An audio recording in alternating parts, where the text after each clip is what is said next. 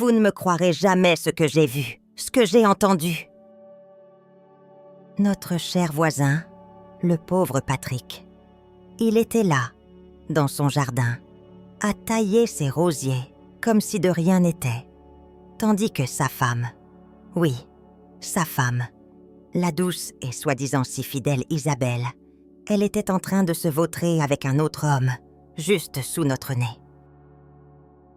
Comment une femme peut-elle être aussi sournoise, aussi calculatrice, aussi abjecte?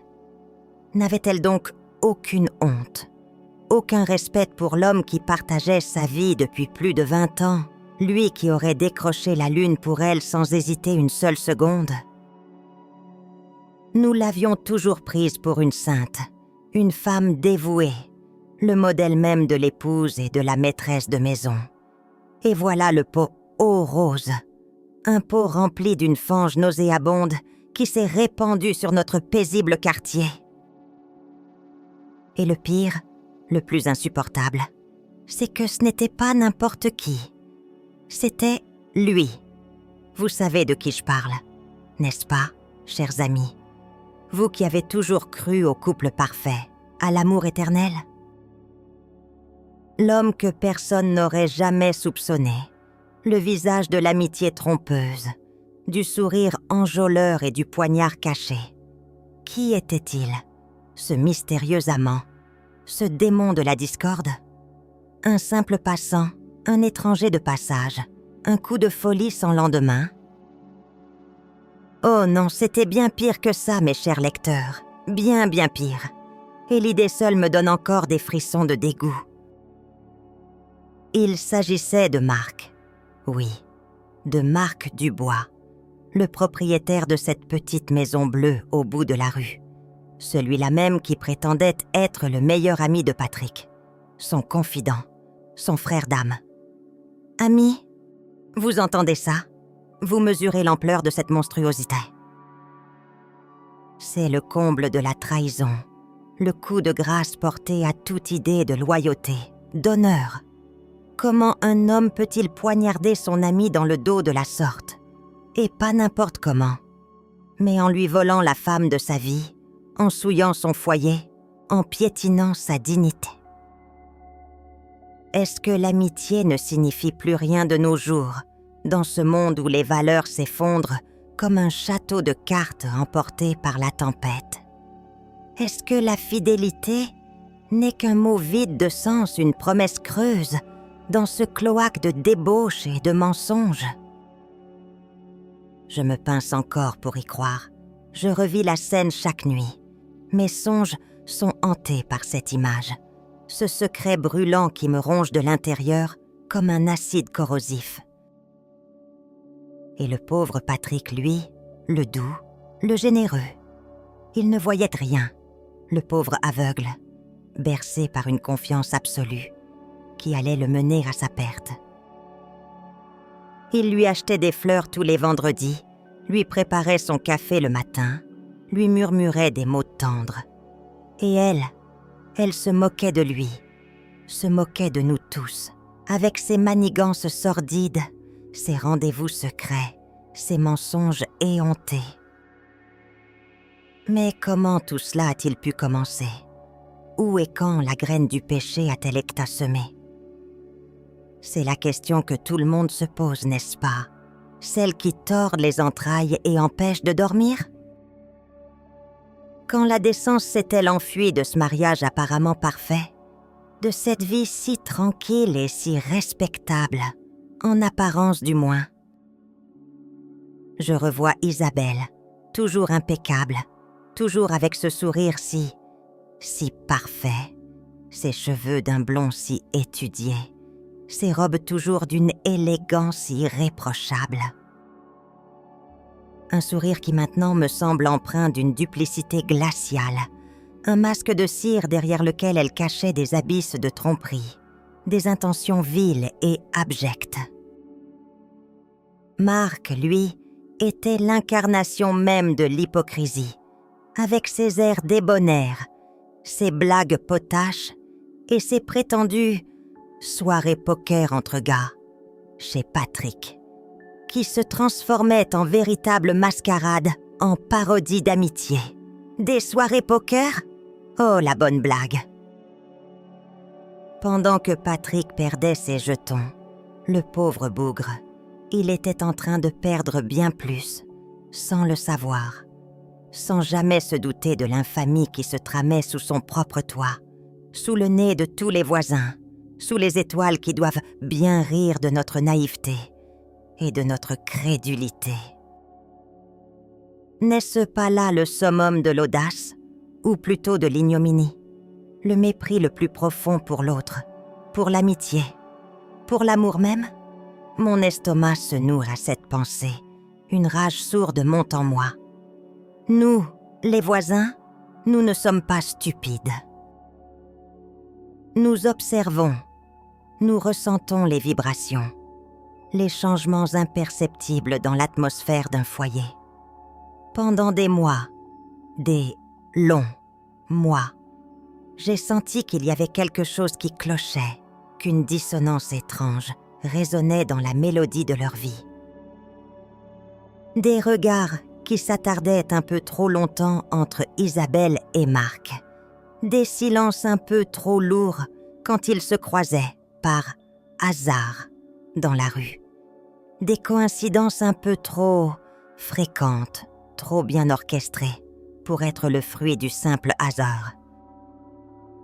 Elle allait faire ses courses à la ville d'à côté, mais la voiture de Marc était garée un peu plus loin, dans la rue d'à côté cachée derrière le grand chêne centenaire, comme si elle tentait de se dissimuler. Pure coïncidence, n'est-ce pas?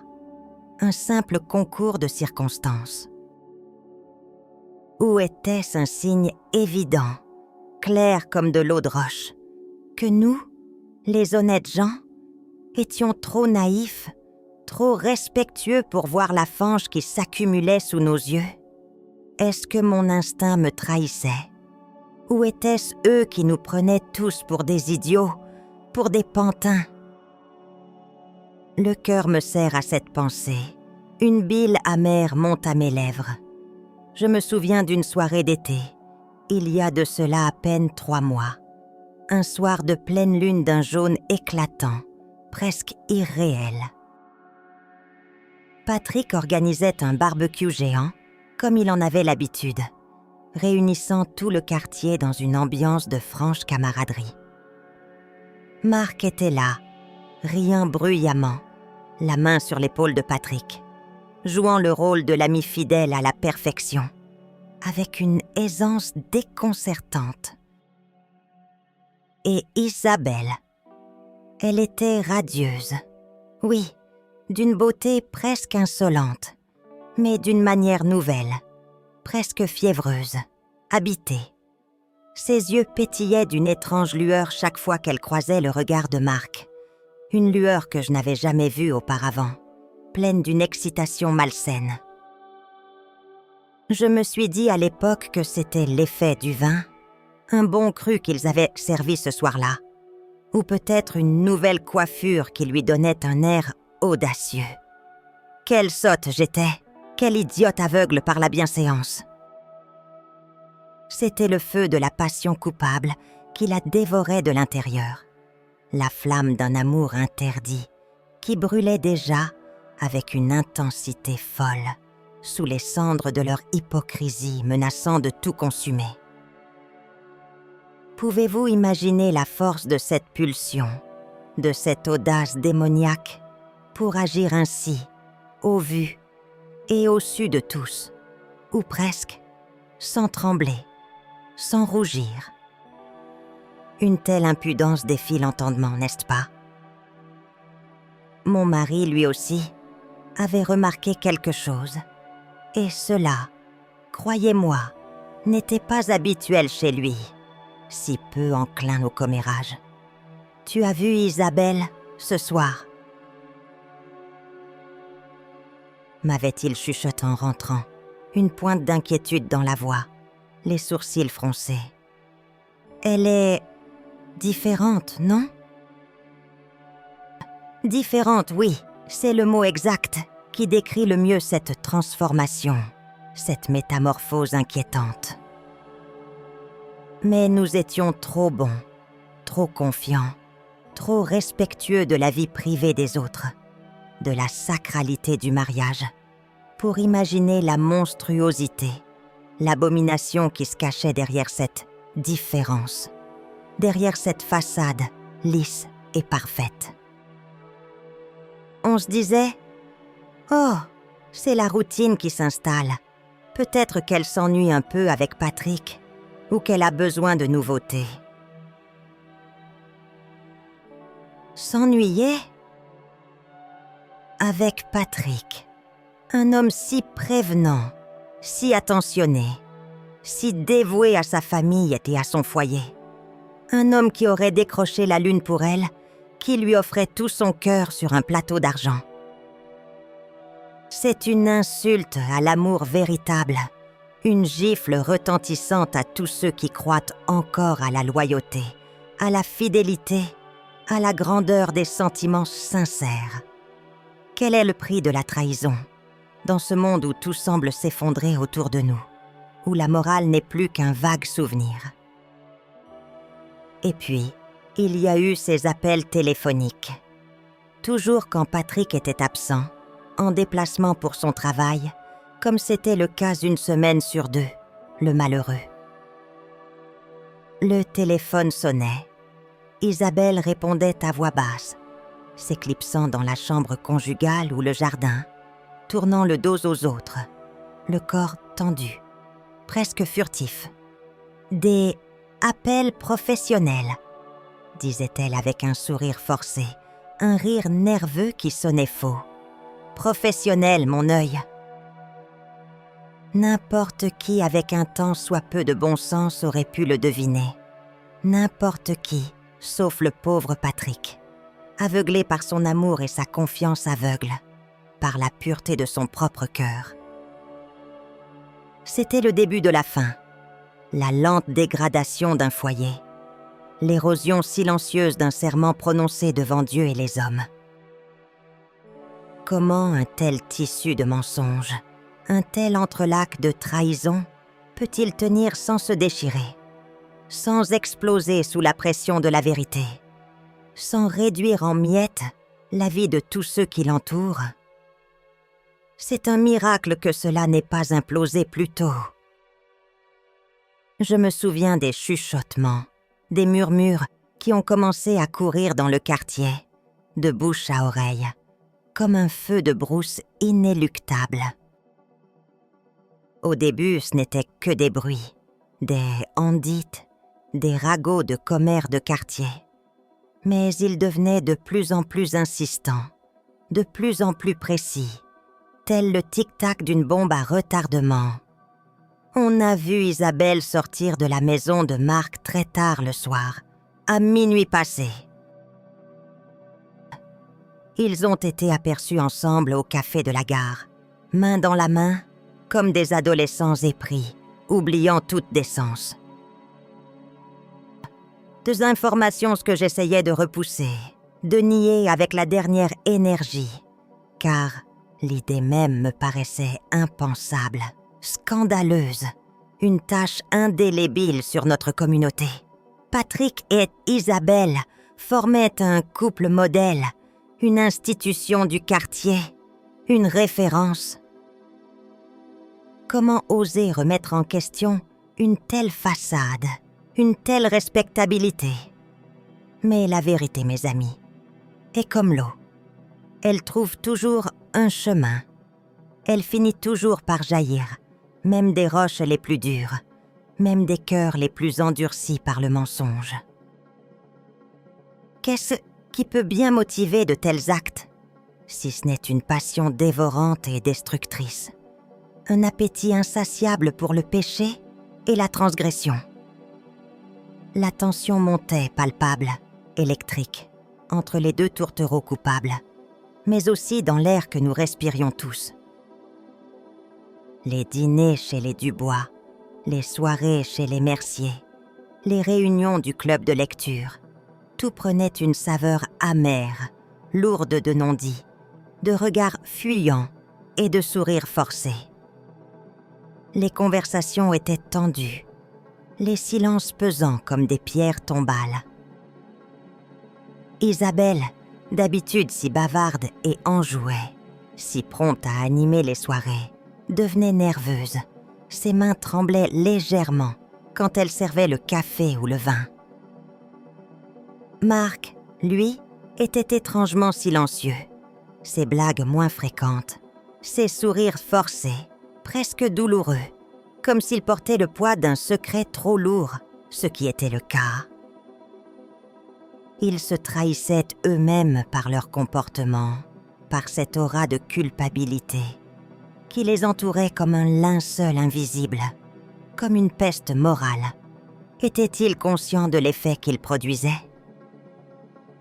Se moquaient-ils de nous, de notre bonté naïve? Ou étaient-ils terrifiés à l'idée que la vérité éclate au grand jour, exposant leur honte à la lumière crue? On ne peut tromper tout le monde, tout le temps, n'est-ce pas?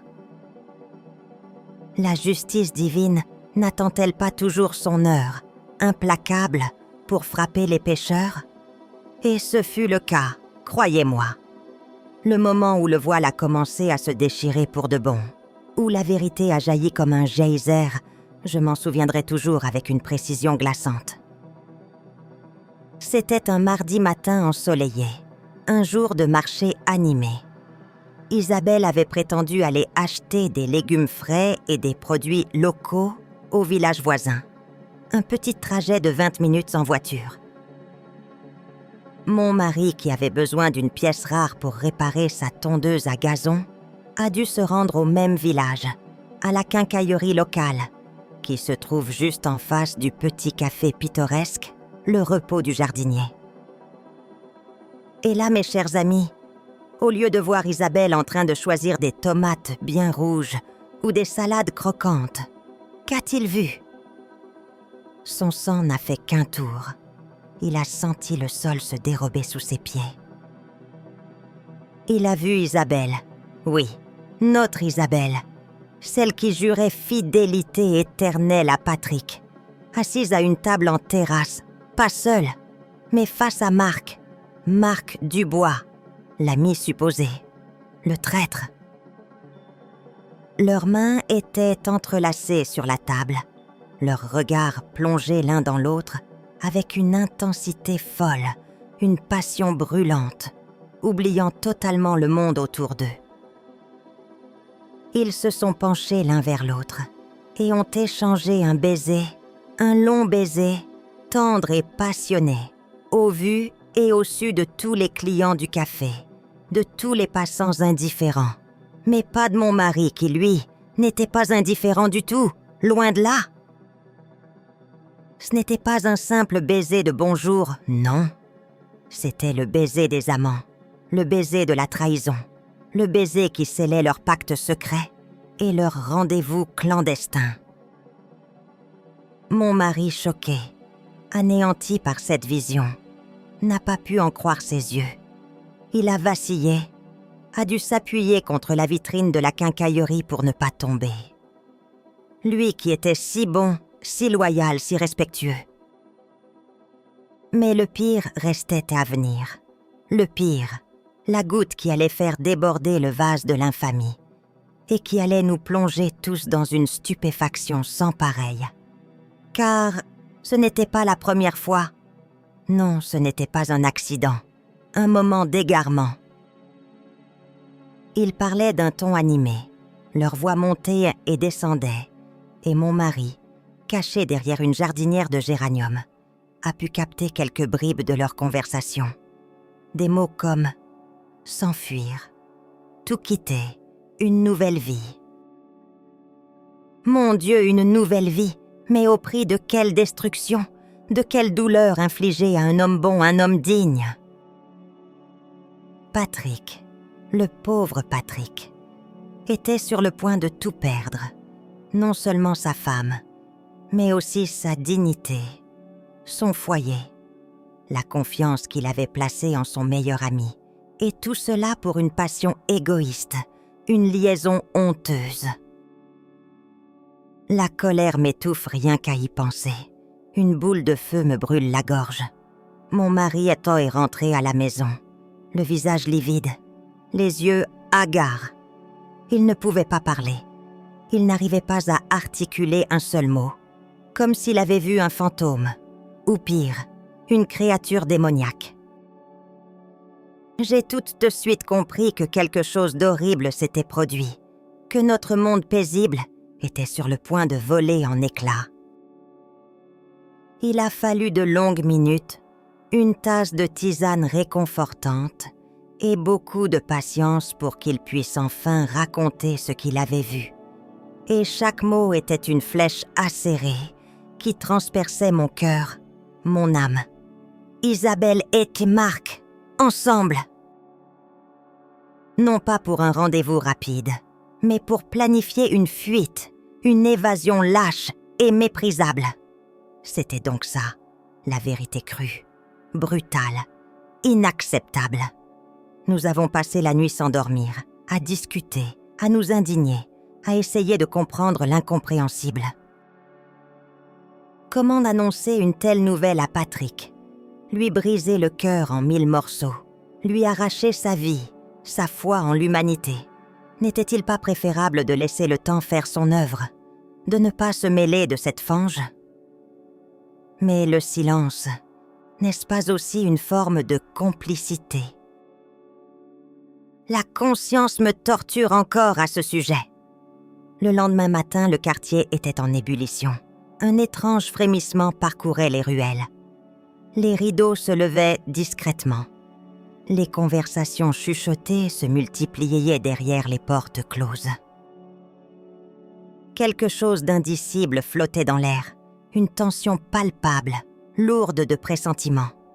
Les rumeurs s'étaient amplifiées, se transformant en vérités murmurées, puis en faits avérés, qui n'attendaient plus qu'une confirmation éclatante. La liaison d'Isabelle et Marc n'était plus un secret. Elle avait éclaté au grand jour, balayant les apparences, déchirant le voile de l'hypocrisie. Les commères les plus assidus avaient vu, elles aussi, des scènes douteuses, des gestes équivoques, des confidences volées. Une voisine avait même aperçu Marc aidant Isabelle à charger de lourdes valises dans sa voiture, en pleine nuit. Il y a de cela 3 jours.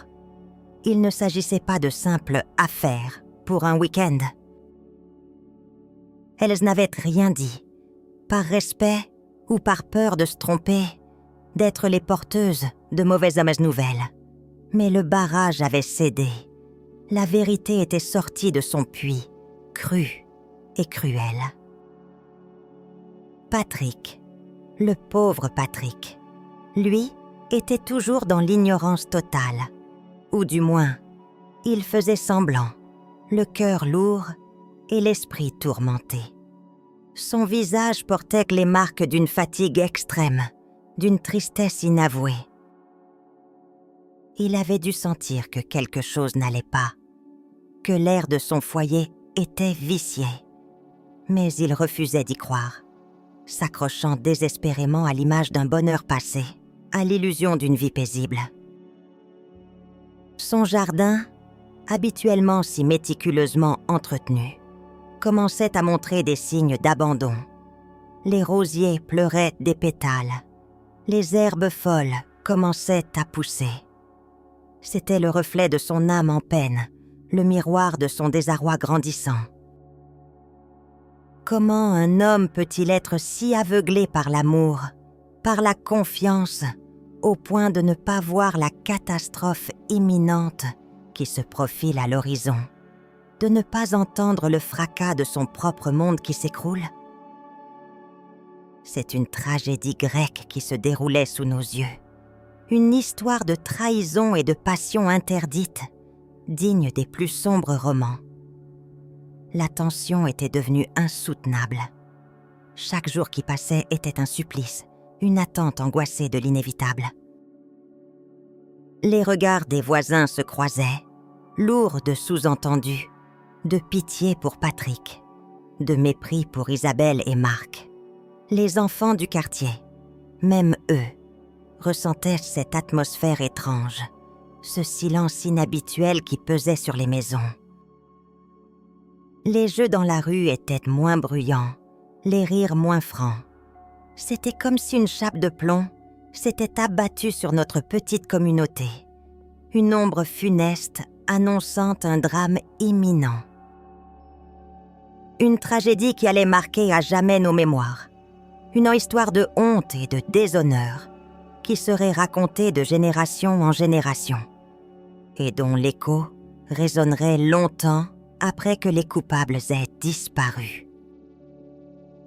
Qui aurait pu prédire une telle chute, une telle déchéance morale dans ce quartier si tranquille et si respectable, en apparence du moins?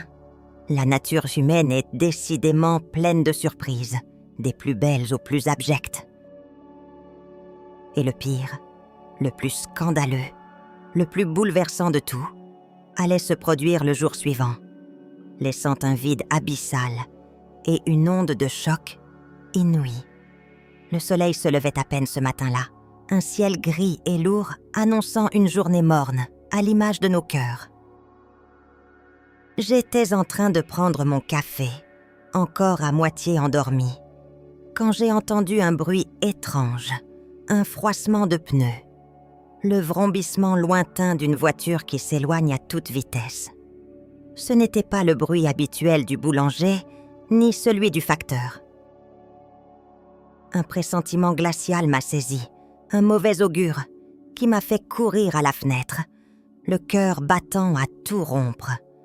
Et ce que j'ai vu alors, mes amis, m'a coupé le souffle, m'a laissé sans voix, figé par l'horreur de la situation.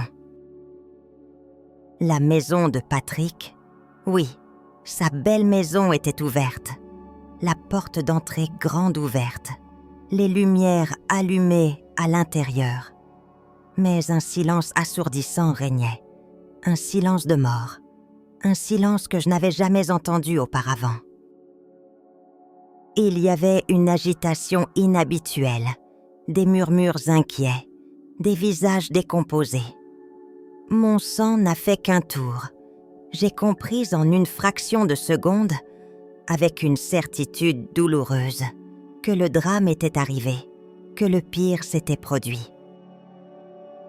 Je me suis précipitée dehors, les jambes casse tremblantes, mon cœur cognant dans ma poitrine comme un tambour de guerre. Mes voisins étaient déjà là, rassemblés sur le trottoir, les regards fixés sur la maison de Patrick, leurs visages exprimant un mélange de choc, d'indignation et de stupéfaction. « Ils sont partis !» a crié une voix pleine de larmes et de colère. « Ils ont fui cette nuit, comme des voleurs !» L'information s'est répandue comme une traînée de poudre, de bouche à oreille, de maison en maison, semant la consternation et la colère. Isabelle et les Marc, les amants maudits, avaient mis leurs plans à exécution. Ils avaient tout quitté, leur vie, leurs responsabilités, leur dignité, pour s'enfuir ensemble, pour vivre leur passion égoïste, loin des regards inquisiteurs, loin de la justice, loin des conséquences de leurs actes ignobles. Ils avaient abandonné Patrick, le laissant seul, brisé, humilié, au milieu des ruines de sa vie. Le choc fut brutal, une onde de choc qui a secoué le quartier entier, et au-delà. Le pauvre Patrick. Il était là, assis sur les marches de sa porte d'entrée, les mains enfouies dans sa tête, le corps secoué de sanglots silencieux et déchirants. Ces rosiers, témoins muets de son bonheur passé, semblaient pleurer avec lui, leurs pétales humides de rosée matinale comme des larmes scintillantes. Il était anéanti, vidé de toute substance, une coquille vide, un homme brisé par la trahison la plus ignoble. Qui pourrait le consoler? Qui pourrait apaiser une telle douleur, une telle humiliation? Et que dire de Marc, l'ami qui avait poignardé son confident dans le dos. Quel monstre pouvait agir ainsi, sans scrupules, sans remords, sans une once d'humanité? C'était une fuite lâche, une désertion honteuse, un acte de félonie qui allait marquer nos mémoires pour les années à venir. Mais où était-il parti? Vers quelle destination inconnue? Vers quelle nouvelle vie bâtie sur les ruines d'un autre foyer? Sur les larmes d'un homme innocent? Aurait-il le bonheur qu'il recherchait au prix d'une telle souffrance?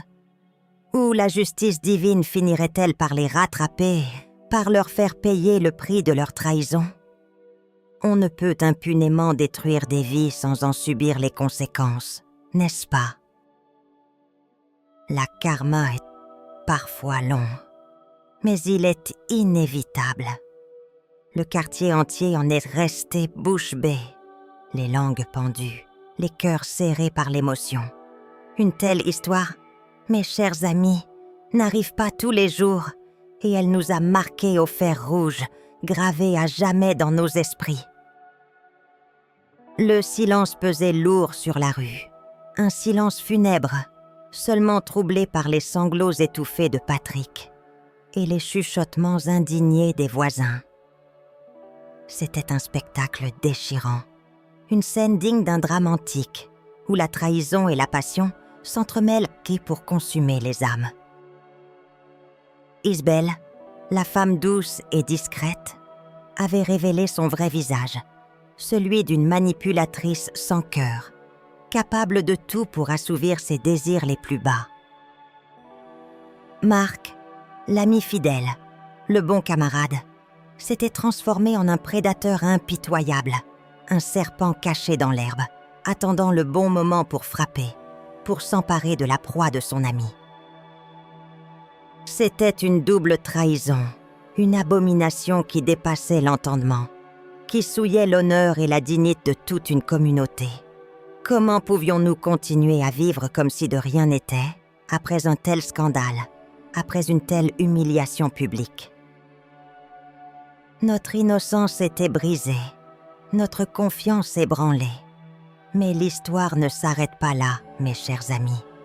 Car les conséquences d'une telle fuite, d'une telle désertion, sont bien plus profondes et bien plus complexes que nous ne l'imaginions.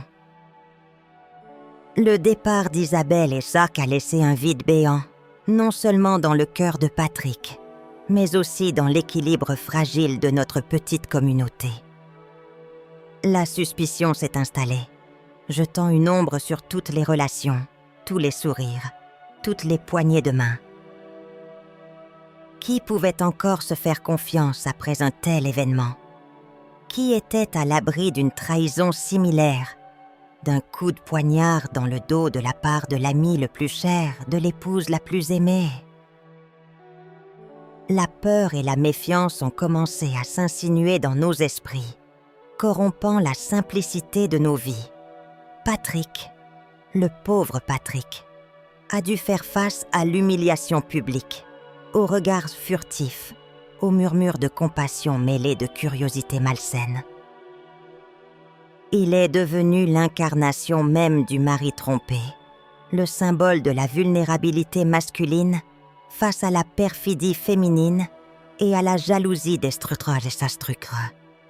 Chaque jour était une épreuve, chaque sortie de sa maison un calvaire. Il a dû supporter le poids de notre l'attente. Pas la sienne, mais celle de sa femme et de son ami. Une honte qu'il portait sur ses épaules, avec une dignité tragique. Et les questions sans réponse le rongeaient, le dévoraient de l'intérieur. Pourquoi? Comment a-t-il pu être si aveugle? Qu'a-t-il manqué? Qu'a-t-il fait pour mériter un tel sort? Une telle punition imméritée?